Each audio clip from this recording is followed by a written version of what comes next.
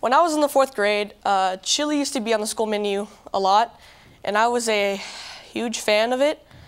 And I once bought an extra bowl of chili off my friend Joey for 20 bucks. 20 bucks for a bowl of chili. And while it may have done wonders for the ego of the lunch lady, it didn't say much about me and my understanding of money and what things are really worth. I thought, 20 bucks, no big deal. I get money all the time from my parents and grandparents for things like special occasions, holidays, and good grades. So I thought this was a fair trade. Soon after that, I found myself on my couch watching an episode of Oprah with my mom.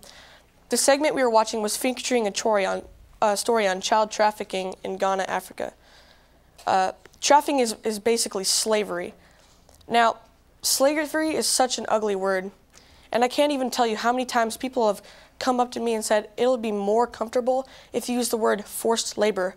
But I do not want you to be comfortable with this issue, because the simple truth is, when kids from the ages of 3 to 15 are being sold by their own parents for as little as $20, there's no comfort in that.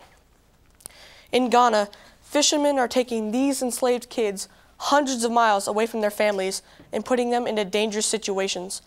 Forget the cold water, the lack of clothing, and the fact that they're only getting fed once a day. You know what really struck me? I put the same price on a bowl of chili that a parent would sell their child for. What a slap in the face. We're in a new millennium, and there's no way that any of my 4th grade classmates are going to believe me that slavery still exists today, but it does. And why don't they teach this in elementary schools? How many people can say, I was 9 years old when I grew up? Okay, me neither. But I was 9 years old when I grew wise, because on that day, I felt a spark inside myself to do something extraordinary and unselfish. And for the first time in my life, I didn't need my mom to guide me to do the right thing. On that episode of Oprah, I learned that it was $240 to save one child out of slavery for an entire year. $240. That's 12 bowls of chili, and one child like me won't have to endure such a horrible life. What was I doing, giving my friend $20 for a bowl of ground beef and beans when I could have been using it to save these kids? I know I was only 9 years old, so how was I going to save kids in Ghana, Africa? My mom asked me that very same question, and by now you've probably realized that I love food. And so I thought, let's do a bake sale or a lemonade stand. But that got me thinking to bigger things like a car wash. So I went to my room and I drew a picture of a car wash with a bunch of kids, and I showed it to my mom, and she thought the idea was great. And she suggested that I take it to school and show my principal, and he also loved the idea. And so he gave me the school parking lot to do a lemonade stand, bake sale, and a car wash rolled into one. I asked a bunch of my friends if they would give up their Saturdays to try and save money for kids in Africa. And together we raised $1,129.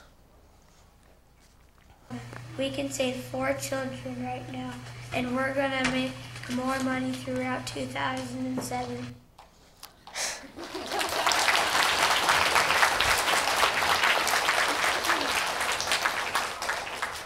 Now, at that point, that was the most money I'd ever seen in my entire life. I was so happy. And this might be just a thing with me and numbers, but I thought raising over $1,100 was a really valuable contribution until my mom told me we raised enough for 4.7 kids. Now, I know people don't easily get divided into 0.7s, so I wondered, how much more do we need for that 5th child? 20 bucks, 100 bucks? But then I realized whatever the number was, it was never going to be enough to save every kid from enslavement. So I've never quit my dream of kids helping kids.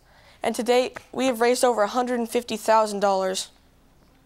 And over the past 5 years, sandwiched between the love of baseball, football, friends, family, and food, I've done what I know is the right thing to do. Now earlier, I used the word spark. It's not something that you can go out and look for, but I do know that finding your spark will drive change in the world. Because a spark happens when the things you love and care about are stomped on, thrown away, and destroyed by others. So whether it's animals, the planet, or the rights of people, we as kids can have a right to stand up and change what's wrong. We can do anything because we are the future. Thank you.